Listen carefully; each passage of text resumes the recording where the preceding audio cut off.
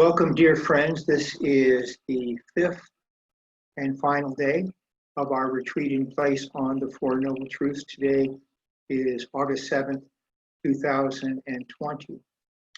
And for those who have been going to our Christine Center retreats, which we have unfortunately had to substitute this, which has been wonderful, don't get me wrong.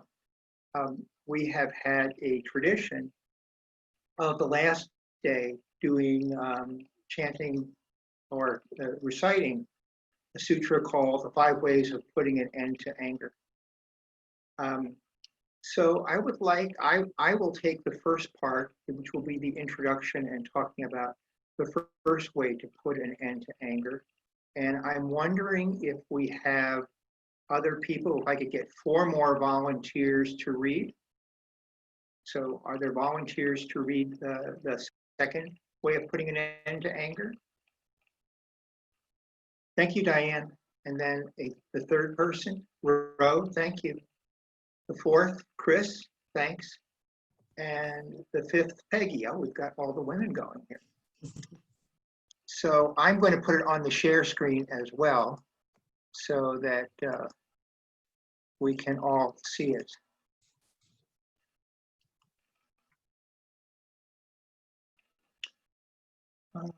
Let me see.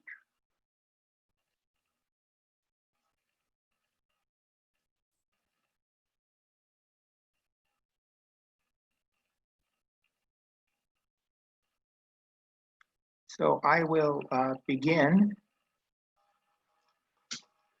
and people know their order, they'll just jump in. Discourse on the 5 ways of putting an end to anger. I heard these words of the Buddha one time when he was staying in the Anathapindika monastery in the Jeddah Grove near the town Shivastri.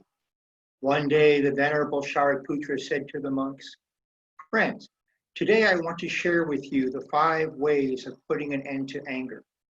Please listen carefully and put into practice what I teach." The bhikshus agreed and listened carefully. Venerable Shariputra then said, "What are these 5 ways of putting an end to anger?" This is the first way. My friends, if there is someone whose bodily actions are not kind, but whose words are kind, if you feel anger toward that person, but you are wise, you will know how to meditate in order to put an end to your anger. My friends, say there is a bhikshu practicing asceticism who wears a patchwork robe. One day he is going past a garbage pile filled with excrement, urine, mucus, and many other filthy things, and he sees in the pile one piece of cloth still intact. Using his left hand, he picks up the piece of cloth, and he takes the other and stretches it out with his right hand. He observes that this piece of cloth is not torn and has not been stained by excrement, urine, sputum, or other kinds of filth. So he folds it and puts it away to take home, wash, and sew into his patchwork robe. My friends, if we are wise, when someone's bodily actions are not kind, but his words are kind, we should not pay attention to his unkind bodily actions, but only be attentive to his kind words. This will help us put an end to our anger. My friends, this is the second method. If you become angry with someone whose words are not kind, but whose bodily actions are kind, and you are wise, you will know how to meditate in order to put an end to your anger. My friends, say that not far from the village there is a deep lake, and the surface of that lake is covered with algae and grass. There is someone who comes near that lake who is very thirsty, suffering greatly from the heat. He takes off his clothes, jumps into the water, and using his hands to clear away the algae and grass, enjoys bathing and drinking the cool water of the lake. It is the same, my friends, with someone whose words are not kind, but whose bodily actions are kind. Do not pay attention to that person's words. Only be attentive to his bodily actions in order to be able to put an end to your anger. Someone who is wise should practice in this way. Here's the third method, my friends. If there is someone whose bodily actions and words are not kind, but who still has a little kindness in his heart, if you feel anger toward that person and you are wise, You will know how to meditate in order to put an end to your anger. My friends say there is someone going to a crossroads. She is weak, thirsty, poor, hot, deprived, and filled with sorrow. When she arrives at the crossroads, she sees a buffalo's footprint with a little stagnant rainwater in. She thinks to herself, there is very little water in this buffalo's footprint. If I use my hand or a leaf to scoop it up, I will stir it up and it will become muddy and undrinkable. Therefore, I will have to kneel down with my arms and knees on the earth, put my lips right to the water and drink it directly. Straight away, she does just that. My friends, when you see someone whose bodily actions and words are not kind, but where there is still a little kindness in her heart, do not pay attention to her actions and words, but to the little kindness that is in her heart, so that you may put an end to your anger. Someone who is wise should practice in this way.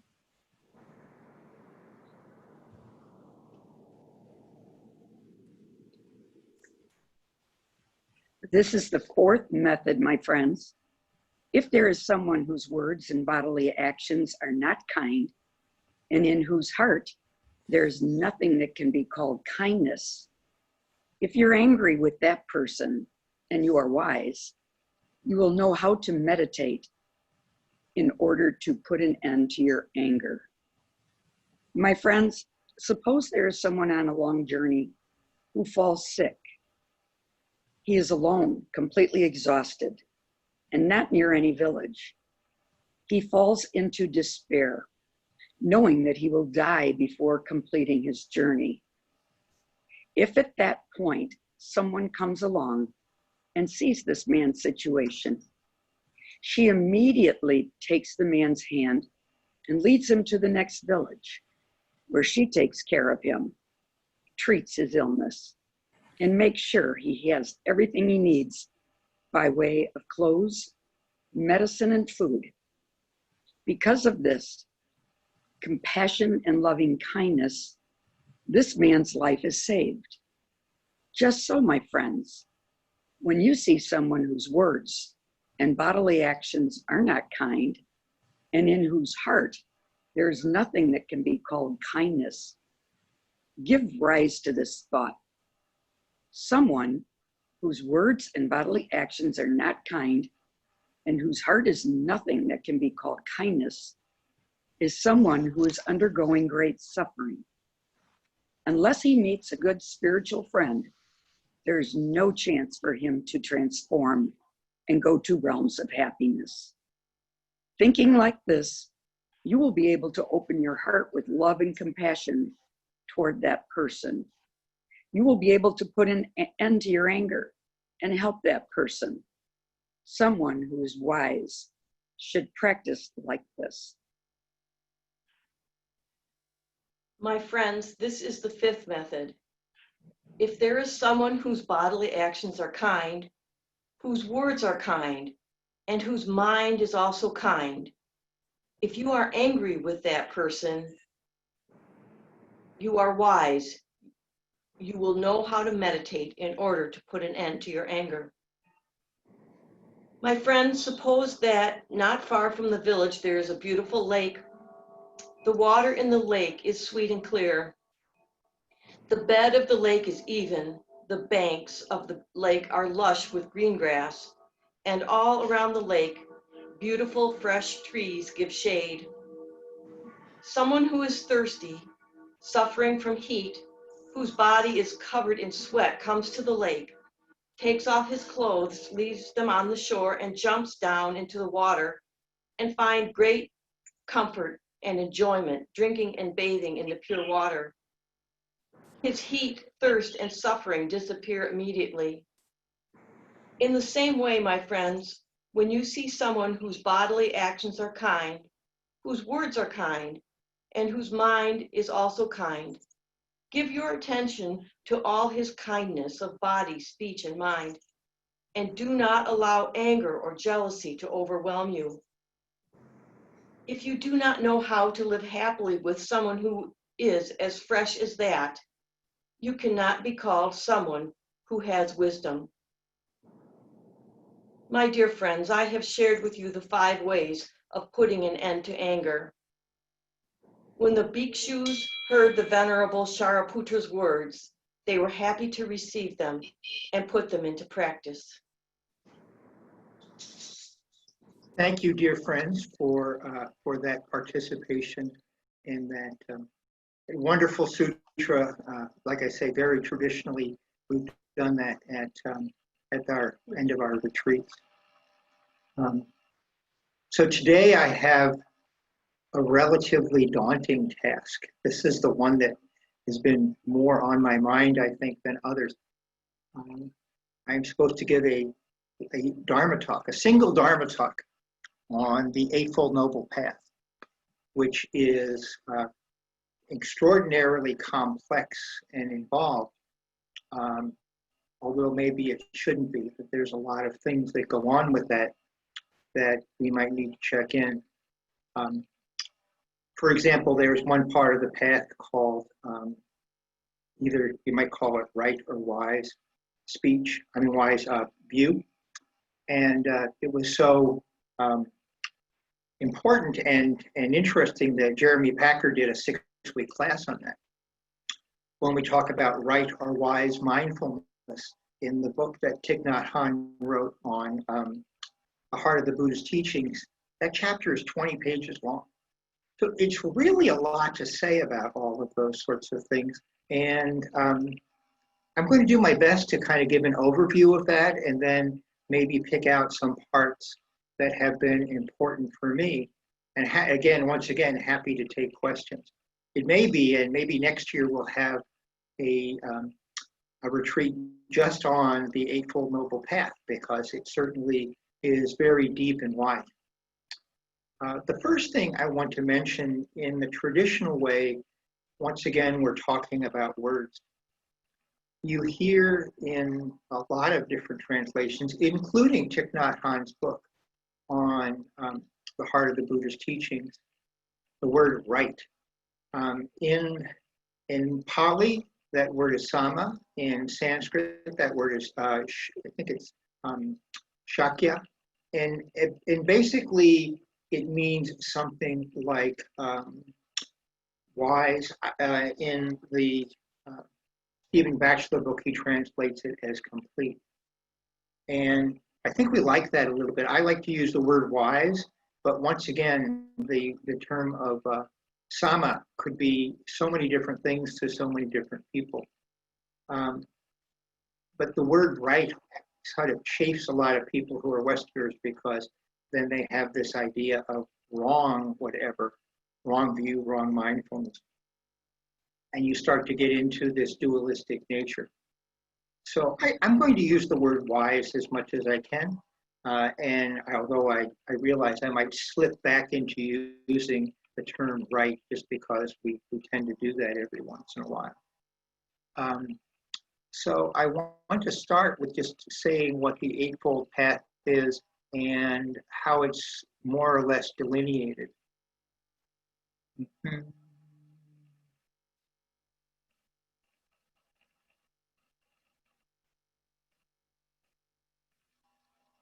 So in this particular way of looking,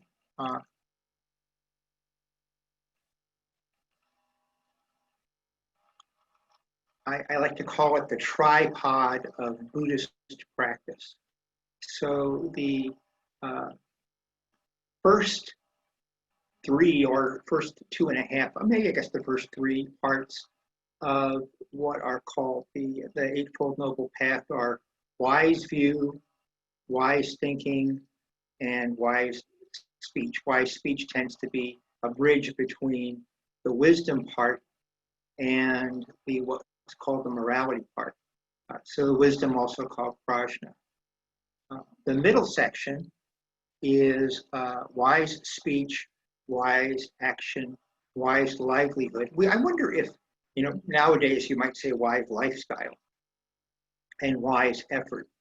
And this falls under the category of what is generally called morality. And the third part of the path, and again, once again, effort seems to be a bridge for these 2 things, meditation, wise effort, wise mindfulness, and wise concentration. And the tripod of practice is a nice, I think it's a very nice way of looking at this from the standpoint of balance. So the idea is that it's a tripod, and if one leg is much longer or much shorter than the others, then the tripod is unstable. So we need to, if we're doing good practice, we need to make sure that we get involved with all of that. There are people, and we all have seen these sorts of people who come to the places like the Mindfulness Center or other people that we see who have done a lot of reading and watched a lot of Dharma talks, and you hear them. They've read Alan Watts. They've seen Thich Nhat Hanh and Rick Hansen on video chats and everything else, and they just have all of this idea, this kind of information boost. And yet we know that they're unstable because they do very little meditation. Or even look at the kind of morality part of that. I find that most people, and this is not, of course, a universal thing, that most people seldom have the kind of wisdom, at least from the standpoint of gaining informational knowledge, is not necessarily short. But the meditation part also is the one that's really short. And of course, all of these things are,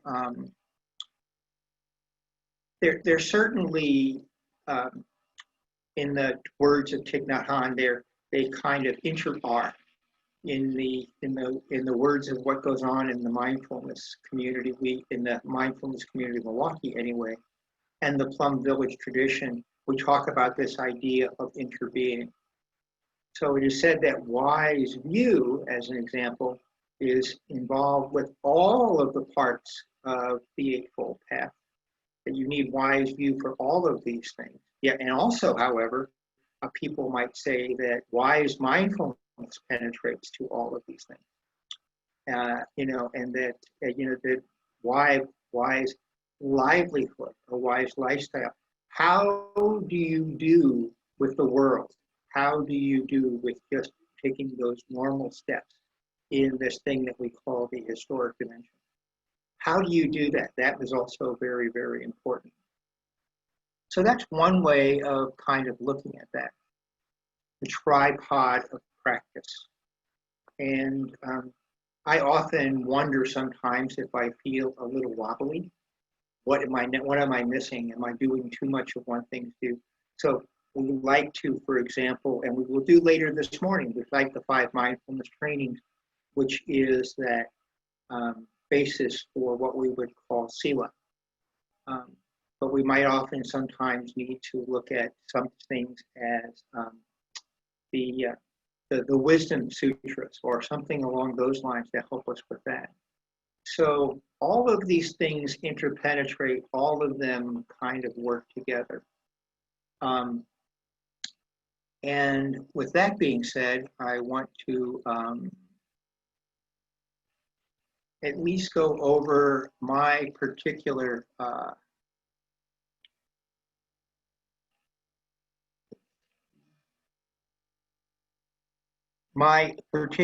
personal observations on the Eightfold Noble Path.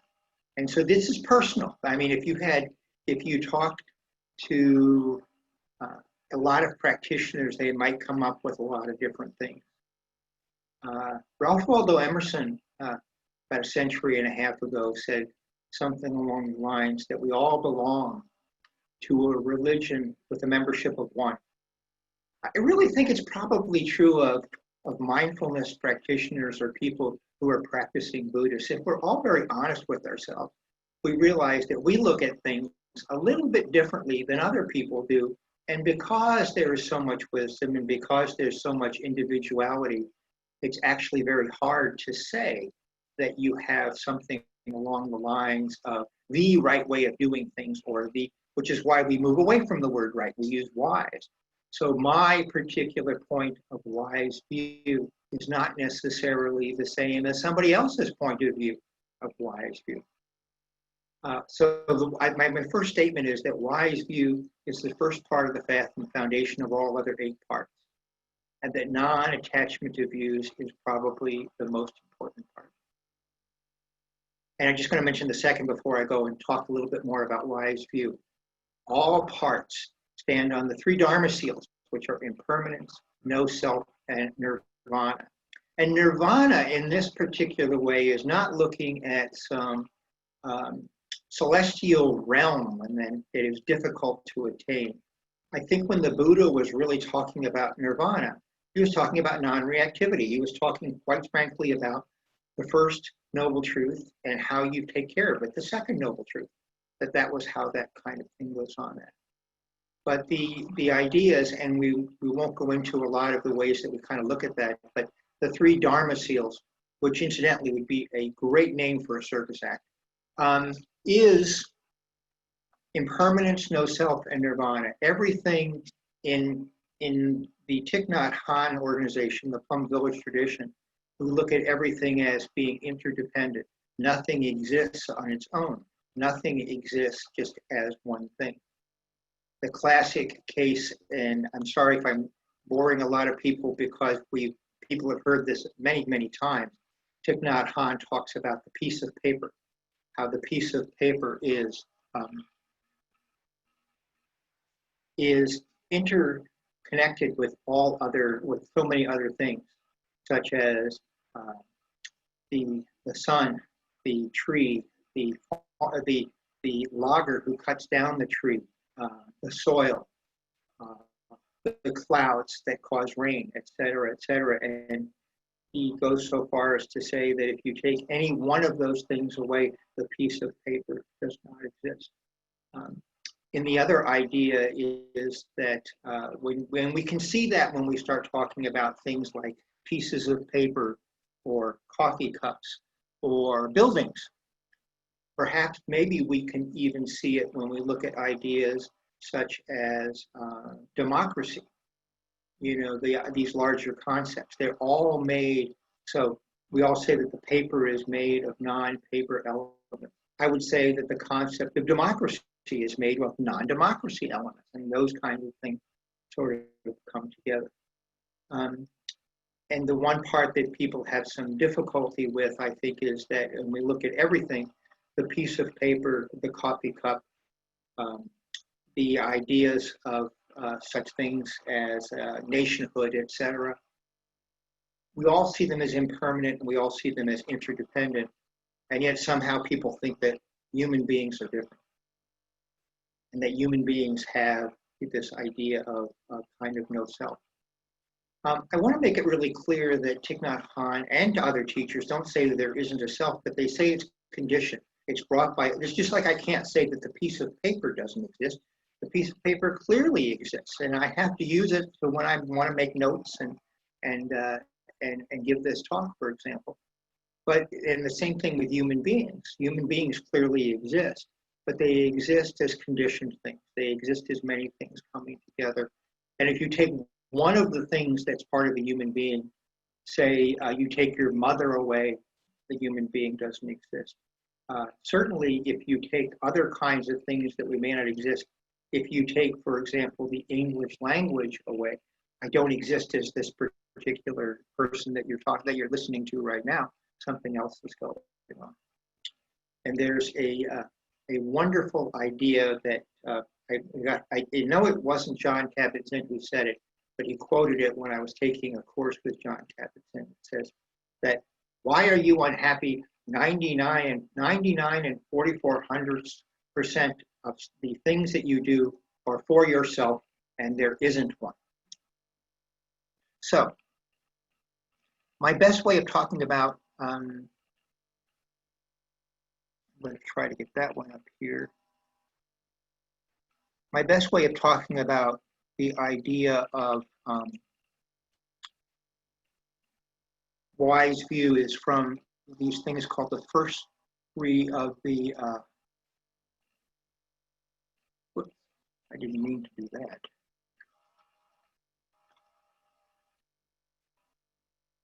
the first of 3 of the mindfulness trainings of the Order of Interbeing. And I don't want to go through all of them just because but there's things that you might look at, and I think I will send them along for those who are unaware what that means. So those of us who have been around a while, we sometimes take an ordination, so to speak, so I can do weddings and funerals and full stuff like that. But basically, we have sort of a commitment to practice in Sangha that is a little bit more than the average practitioner. So instead of going through all of them, I want to maybe take an idea about this idea. These 3 things together are called the lion's roar. This idea that we sort of take a courageous announcement of what is going on with things. So the first part of the second mindfulness training, we'll just talk about that one. Aware of the suffering caused by attachment to views and wrong perception, we are determined to avoid being narrow-minded and bound to present views. We are committed to learning and practice non-attachment to views and being open to others' experience and insights in order to benefit from their collective wisdom. We are aware that the knowledge that we presently possess has not changed this absolute truth. Insight is revealed through the practice of compassionate looking, listening, deep looking, and letting go of notions rather than the accumulation of intellectual knowledge. Truth is found in life, and we will observe life within and around us in every moment, ready to learn throughout our lives. So the one part of the idea of wise view, and again, I'm giving it such short shrift today, is this idea that we need to be a little bit light on our feet about our views, not necessarily attached to them, and realize that views are only coming from a particular way of looking.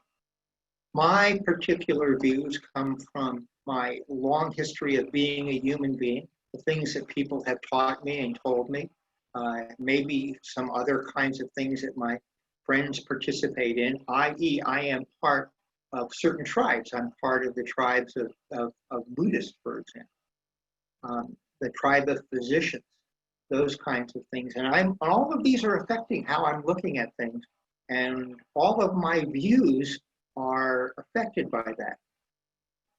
Interesting, in the book in the part of the Buddhist teaching, Thich Nhat Hanh says that all views essentially are wrong views. If you look at them from a different way, you can find problems with all of them. And in reality, we should be very open to other people's views. The third mindfulness training, which I didn't mention that, even says that we are not expected to ask other people to adopt our views by any means whatsoever, including indoctrination, and not even to our children. So the idea about views, which we find as a guideline, again, I mentioned the 3 Dharma seals that are important kind of quote unquote views for me, are the ideas that we should be very open to them and take them a little bit lightly, not be tied to them. And this is certainly true when we start looking at how things are in the world where there's a lot of suffering. A common viewpoint gets to be the thing that a quote-unquote tribe stands on, whether the tribe is a political party, a group of like-minded people, like meditators, that there can be some real narrow-mindedness coming because that we like to be together with other people in our tribe. So going back to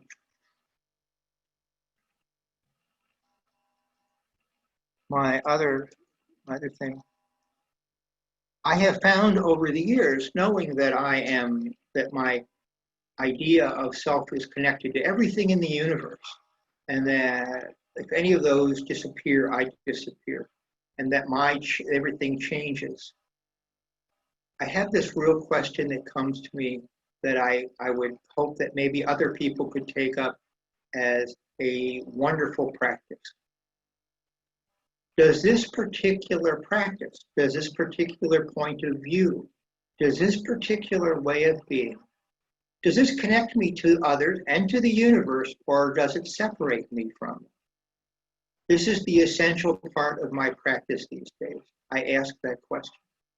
And so sometimes if it's something that seems to separate me from other people, I wish to at least reevaluate that and look at it.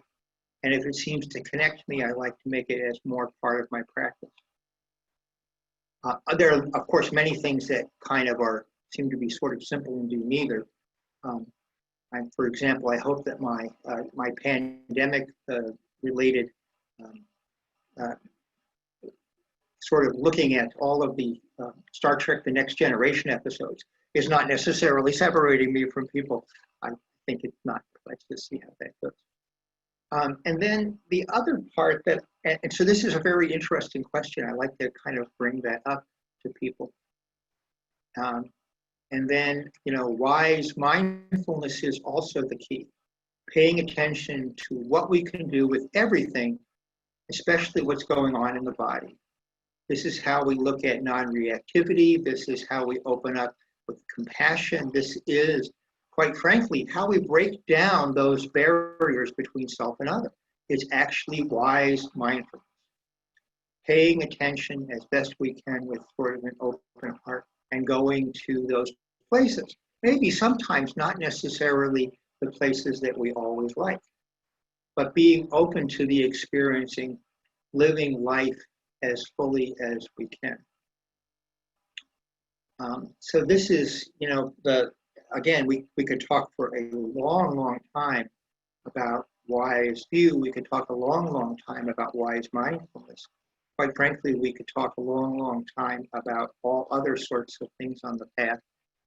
But I also wanted, before we got to the other things here, I wanted to also bring up one thing that Jeremy brought up on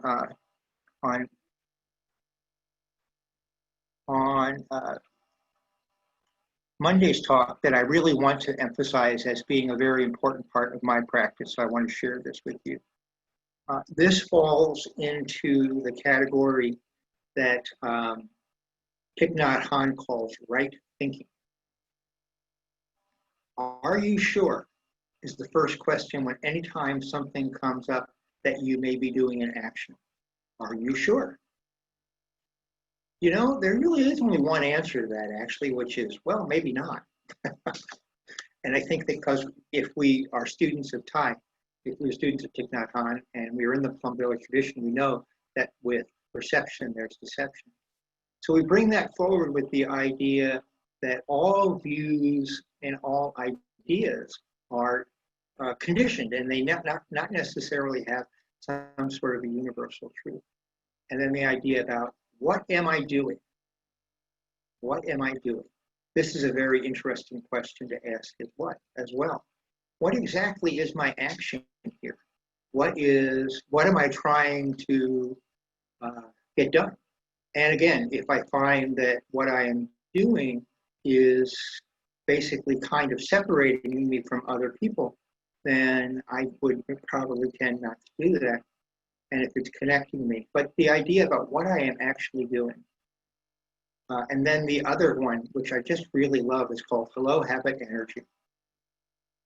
One of the deep practices we can do is to help ourselves look at what we do sort of all the time. When you're in a particular situation, you always act in this habitual way. When something happens, when you see a certain person on a television screen, you always have the same reaction. When you hear somebody's voice, you always have that same reaction. Are you dismissive of people or ideas because that's the way you've always done that? And because with perception there is deception, and because watering those particular seeds you have done for a long time, we've all done that, that it is important to look at to notice that. And the fourth part of this is called Bodhichitta. For people who aren't aware of the term, Bodhichitta means the open mind and heart of love, of connection. So the idea behind right thinking, those four things, but if you come to the idea about, I need to do an action, I need to do something, I've looked at these other things and I'm not sure. Bodhichitta tells us always to make the kindest act. Now, I'm saying, when I say that, I don't necessarily mean that that is always the right thing to do, but you'll be right more often than not if you do the kindest thing at that particular time. People talk a lot about such things as idiot compassion, which is, kind of helping people out, giving money to the person, who clearly seems to be disheveled, begging in front of the liquor store, as that kind of a thing that goes on with that. So we can kind of see those. But in general, if we are really acting in this particular way, in this particular path, that we should probably just always go to our kindest option. And even though on individual times we might be wrong, in the long term, we will be right. The other thing I mentioned on my list, and it's kind of one of those things that tends to be sort of pushed aside a bit, but I think is kind of important, is what is called right diligence, or sometimes right effort, or wise diligence and wise effort. See, I slipped right into it. The idea that we should probably make a big effort to do all this practice is one of those things you run into, and you certainly run into a lot of teachers that talk about doing a lot of practice.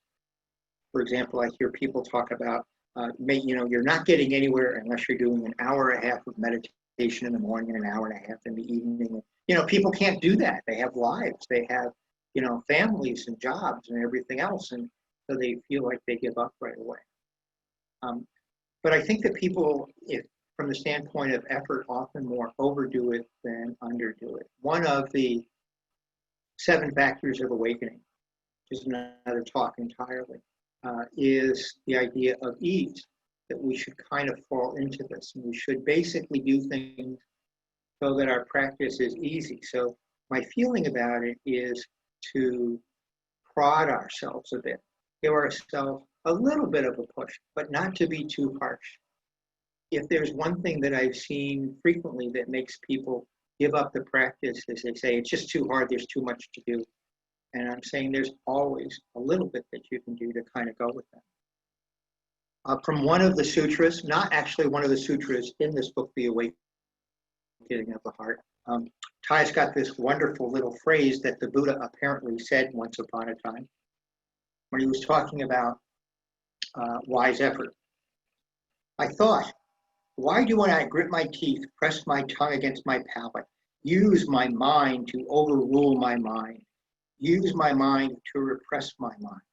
Then, as a wrestler might take hold of the head or the shoulders of someone weaker than him, and in order to restrain and coerce that person, he has to hold him down constantly without letting go for a moment. So I gritted my teeth, pressed my tongue against my palate, and used my mind to overrule and suppress my mind. As I did this, I was bathed in sweat. Although I was not lacking in strength, although I maintained mindfulness and did not fall from mindfulness, my body and mind were not at peace. I was worn out from these exhausting efforts. This practice caused other feelings of pain to arise in me, beside the pain associated with the austerities, and I was not able to tame my mind. So what I'm saying is, be friends with your mind. Be friends with your whole consciousness. Don't make it into that. One of our favorite teachers, not in the Plum Village tradition, is Pema Chodron.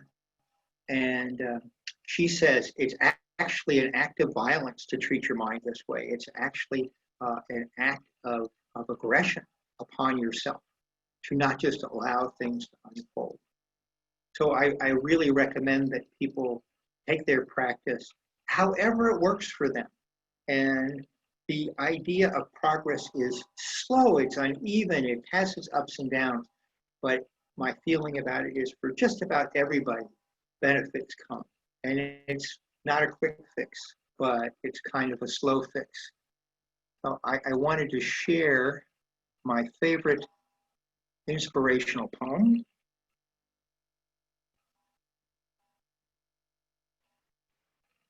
This is by Thich Nhat Hanh. Our true heritage. The cosmos is filled with precious gems.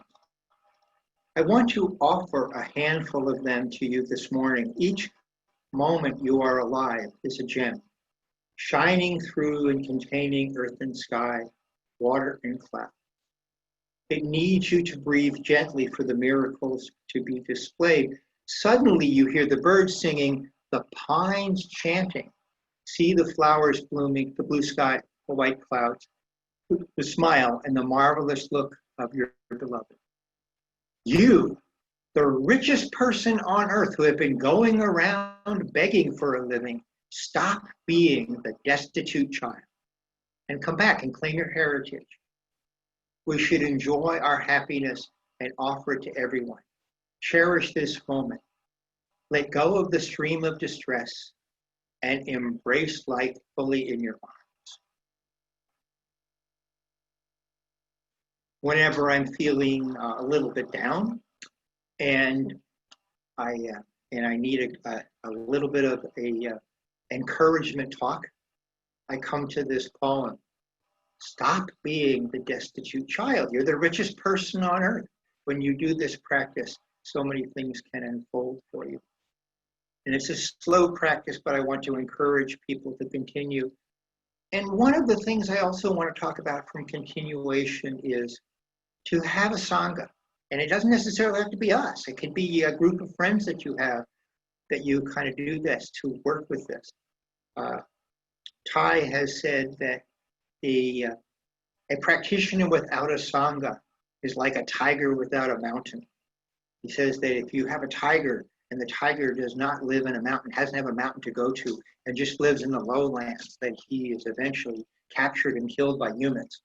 But if a tiger has the protection of the mountain, that the tiger can continue to grow stronger and wiser and be able to be a tiger.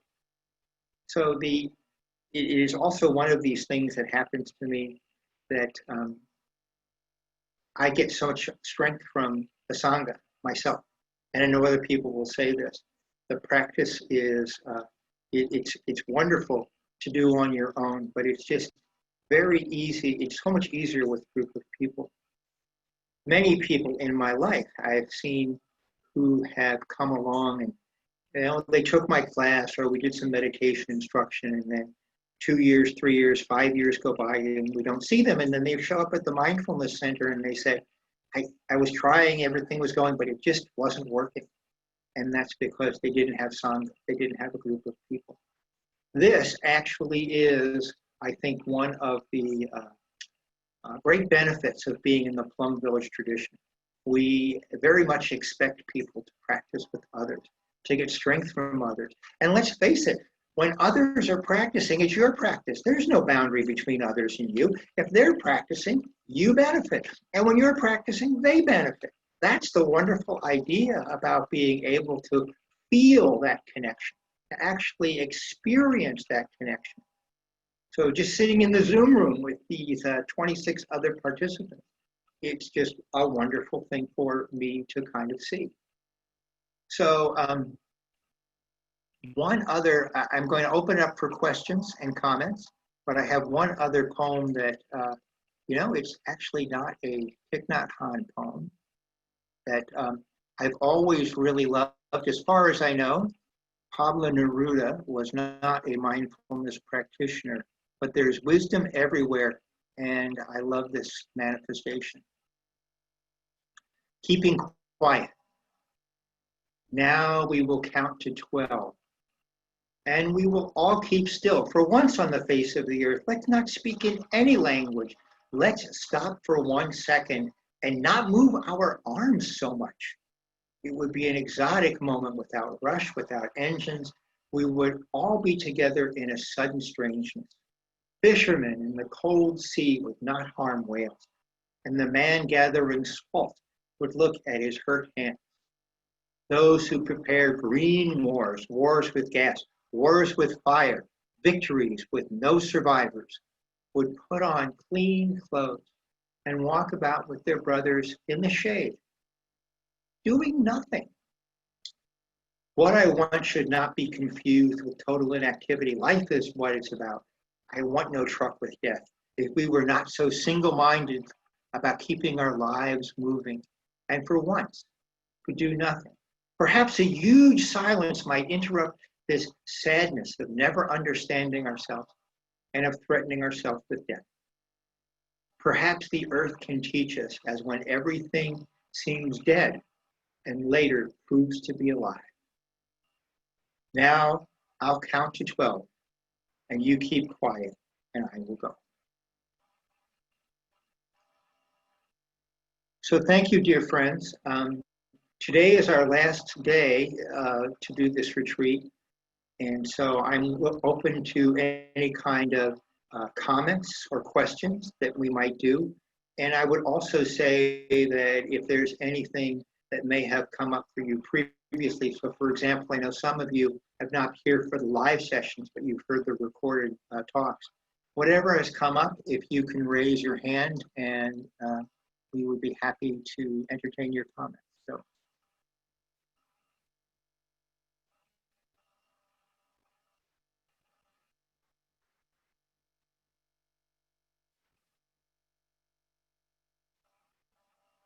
Chris? Well, I didn't really want to be first, but you were pausing. This was an excellent lecture, and you gave so much in a short amount of time and connected it so well together. It was so systemic in its own way. I always think of, when you talk about separateness or connection, we tend to connect with people that we agree with. And we tend to, especially in this day and age, for the last few years, and we can fall into groupthink that way. And I think it really takes a lot to try to maybe sit down with somebody who thinks totally different than you, somebody who's in the middle, and then you who have this attachment to your own ideas. And I think of when I taught in our program, our graduates would always say what they gained most was learning about effective dialogue.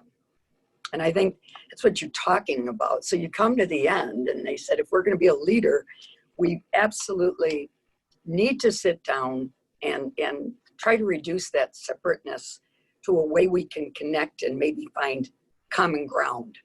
And it was very interesting. What came to me was a woman who lives up north in my class, and she broke down at the end of our program 3 years later. And she said, I have been terrified of Black people. She said, I live in a white town and I never spoke to a Black person until I came to this program. And this was her terminal degree. And she said, I found myself in study groups and everything with Black people. And I got to know you. And she literally broke down because she had such a view of Black people that couldn't change until she actually engaged with them and met them and saw the value of being with them. And she said, look at how old I am right now. She says, I'm in my late 40s. And she said, I've only just now come to this. So I think that this whole idea of separation and connection is just really interesting. Because in our world today, like I said, just go back to that, there's so much separate, I'll pick one thing, say politics. People won't even sit down with somebody who thinks differently than them because it goes back to we get angry. We get angry. And so I personally am going to try to spend more time listening to the other side, finding the people I know in my life who think differently than me, and having some of those conversations so that I don't fall into that trap, which is easy for me, of that attachment to my own views. Thanks, Chris. That was wonderful, and I think that the idea that I'm hoping that we can kind of foster is it's not just your individual self versus other. It's sometimes your tribe versus other, and that's very strong in this particular in our particular world. And I think that there are a lot of people who, quite frankly, make money on that. And we have a lot of news media and business and everything else that wants to foster that division, when in reality, everyone is a Buddha. Everyone has Buddha nature. And if we can see the Buddha nature in people, perhaps we can kind of not have such a fractious life and go from that standpoint. Whenever someone has offended me in any particular manner, shape, or form, I try, and I'm not always good, I will admit that. I can be reactive, but I try to say, what is this person suffering with this? What is going on with that? Why? Because when people have situations where they set themselves up with conflict, they're suffering. And maybe we can turn our reactivity into compassion. That'd be a wonderful thing. Talk about turning swords into plowshares, turn our reactivity into compassion. That would be a great task. So thank you.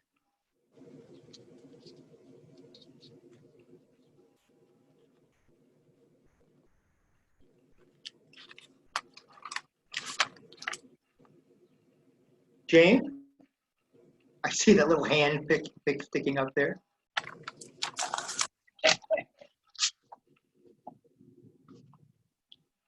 You're muted, Jane. Yeah, that's something that'll separate us. I was saying what Chris was saying about things that can either separate us or connect us. You know, I was thinking back, can you speak to the issue about how our experience of our own suffering can either separate us from everyone or connect us, and that separate us if we see it as just our own pain, our own situation, and no one else is experiencing that, or connect us because we see that's on some level it's the universal experience. Yeah. Thank you, Jane. I think you answered your own question, but that's good. Meaning that we often get caught into our experience. No one understands how I feel because no one's suffered like I have. And quite frankly, many people have suffered like you have. And the way that human beings are put together, the suffering can be, quite frankly, that sort of universal.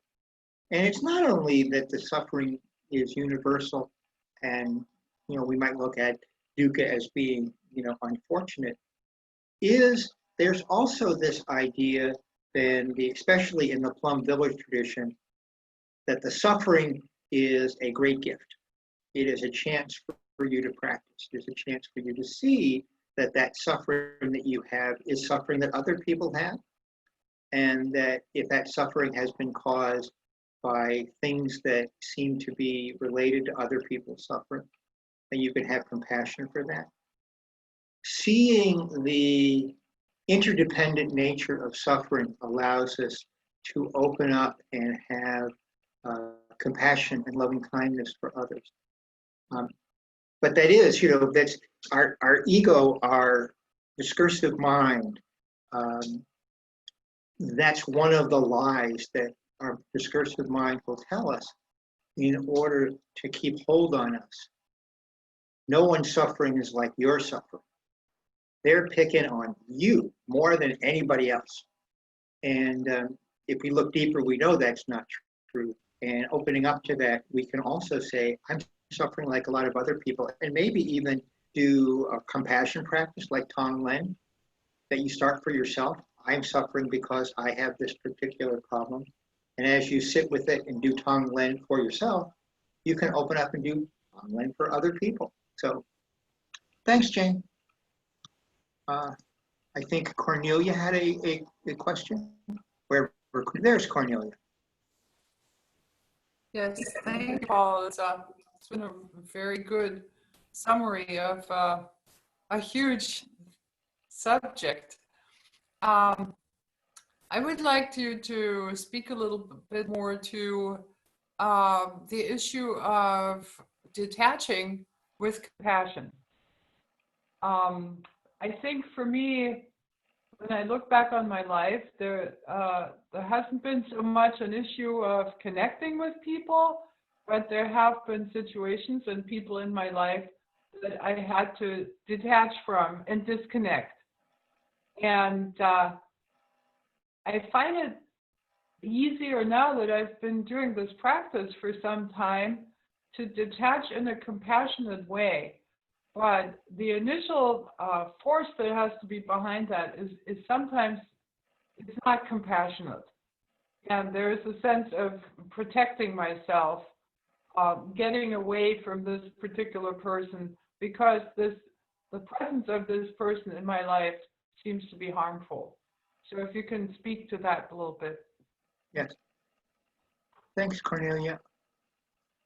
We sometimes need to physically separate from people, and in that way we need to be safe. I mean, let's face it, we don't want to put ourselves in danger physically or emotionally or spiritually, so we need to do that. However, the challenge, and I hope that people can do this, is not to separate from people from the standpoint of your heart. When you see people that are suffering and they're causing you to suffer, even if you can make that physical separation, perhaps you can practice loving kindness toward that person, or really be aware of that. It isn't always, you're not always able to ease the suffering of that person by talking to them or being with them. Sometimes, like I say, even that feels dangerous. So physical separation is one thing, and we absolutely positively need to do that. But if that person is really connected to you, then it is probable that you might cause more difficulties by ignoring the suffering and not working on it in your own kind of way.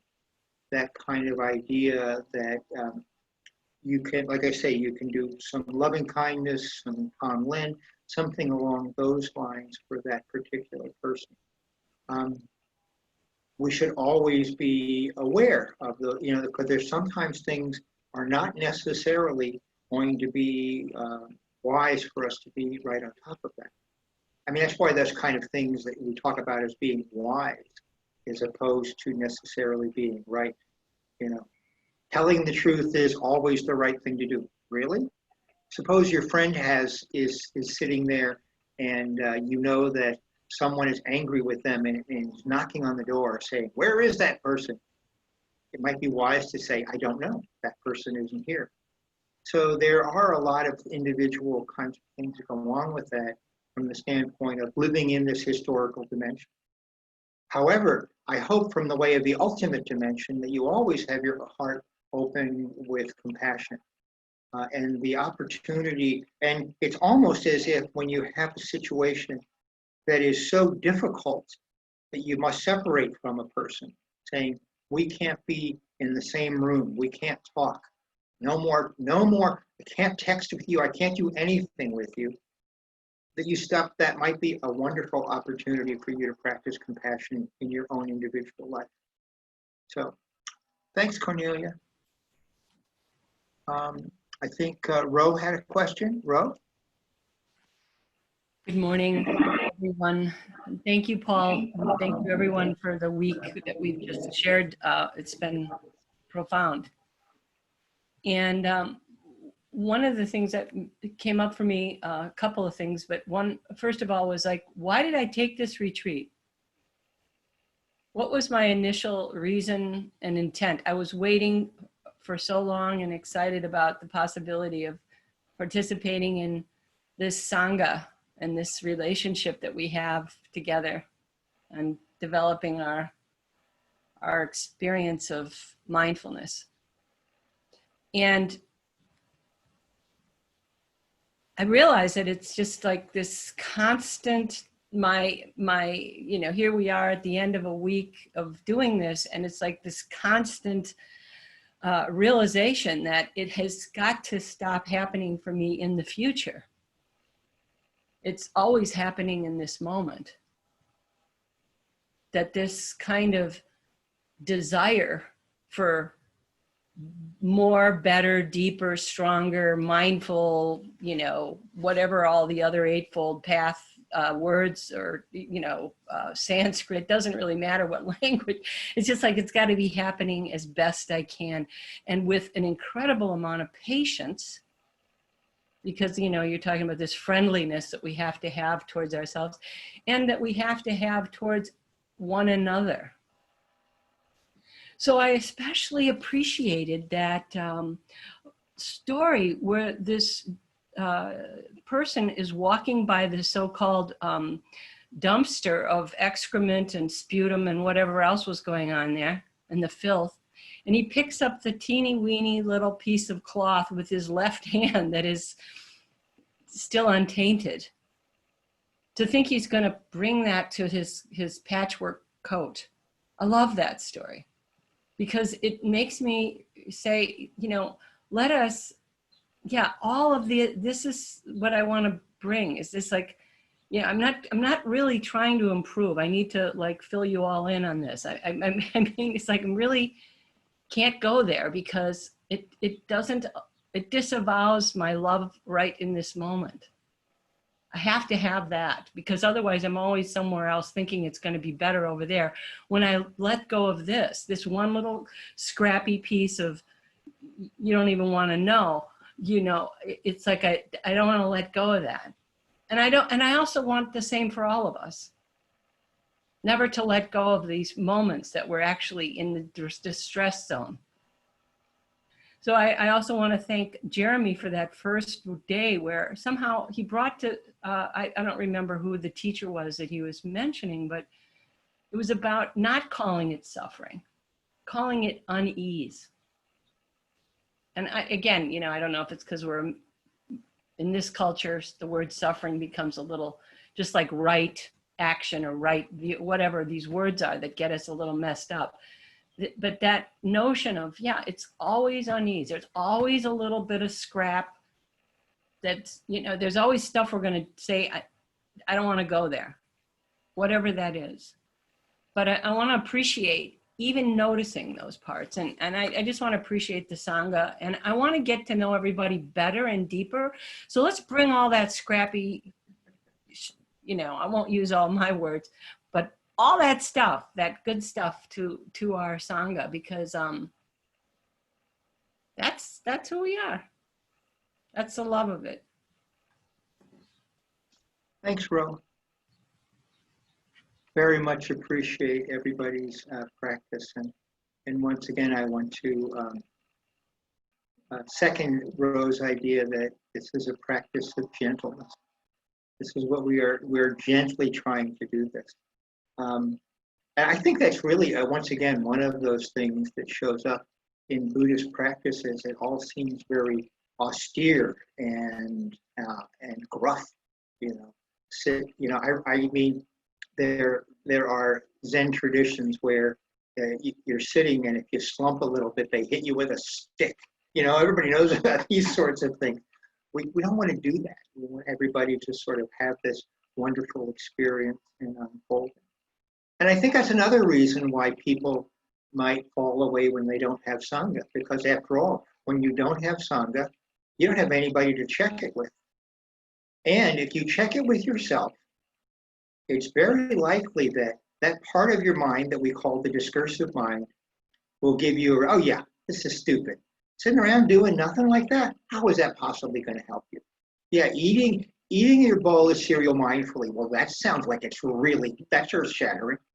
And you'll get into that kind of thing unless, of course, you have other people who are in Sangha.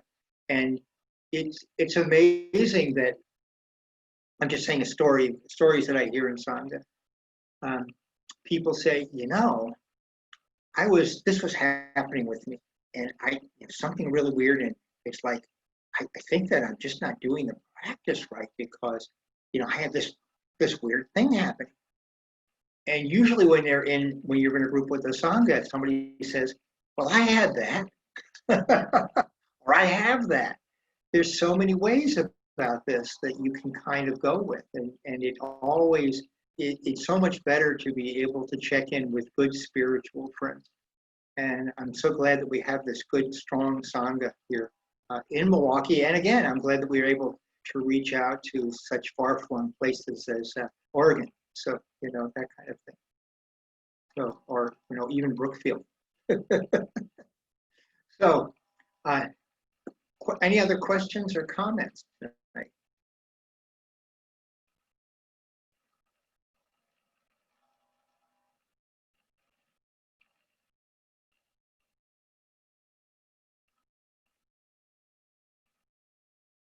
Colleen? Yeah, I just want to note that I feel like this week has helped sort of stock my pantry, and I'm going to assume people remember what a pantry is, but it's like all kinds of like nutritious living food and choices. I feel very fortified. I hear Rose words about the present, and also I know I need to know that I've got handy some nutrients to reach for, just to help me remember to in the moment choose based on my recalling the Buddha nature in all of us. And perhaps a way of thinking of that choice is maybe you've heard the expression suggesting somebody calm down, they take a chill pill. And I feel like this week for me has also invited my ego to take a little bit of a chill pill and just kind of calm down and step aside a little bit more degrees and to turn toward some healthier options. And I'll look forward to continuing to draw on a lot of the material that we've been offered these past 5 days. So thank you. Thanks, Colleen.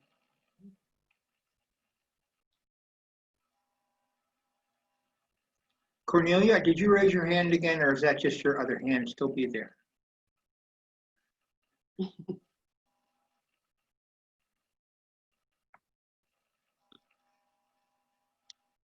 Well, thank you all. I think the hour is about 11, and I thank you all for your kind attendance.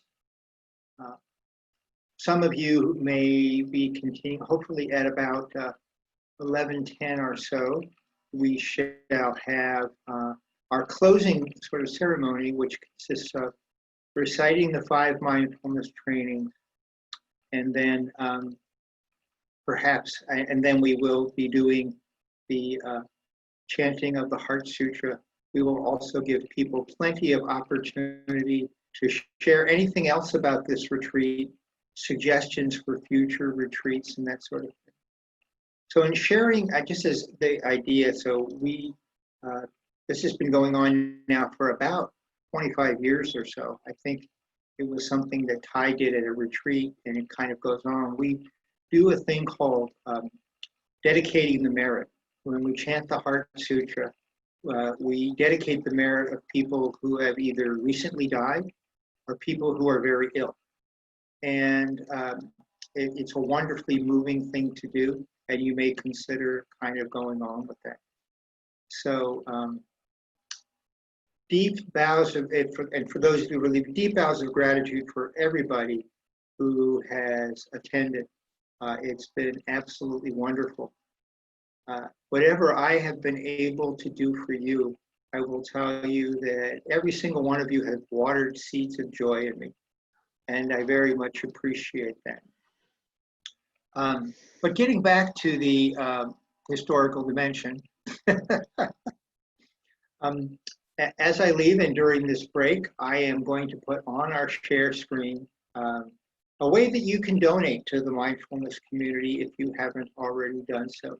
So we give this retreat freely, and we know also during the pandemic in particular that there are lots of wonderful places to put your money, and we certainly don't want to prevent you from doing that. But if you have an idea that you would like to support us financially, we do still have a center that is open.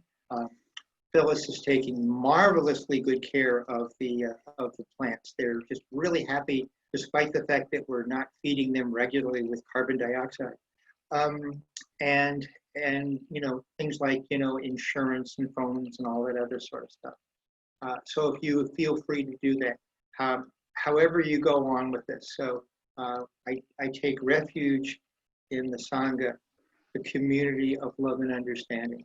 And thank you all for being here, and I hope to see some of you back in about 10 minutes. So thank you much. Thank you, Paul.